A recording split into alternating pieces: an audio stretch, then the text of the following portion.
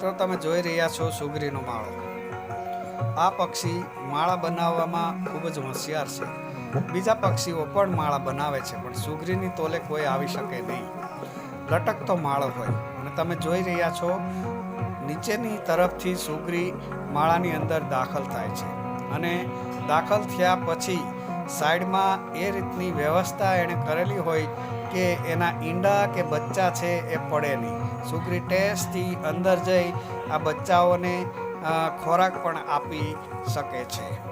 જે રીતે ધનવાનો બંગલા બનાવે છે માણસોમાં, એ જ રીતે પક્ષીઓમાં આ સુગરી પણ ઘર બનાવવા માહિર છે।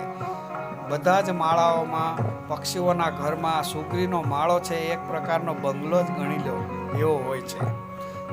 એ બધા જ તાતણા એક જ સરખા ક્યાંથી લાવતી હશે આપણને પ્રશ્ન થાય, તો આવો માળો ભાગ્યે જ જોવા મળે।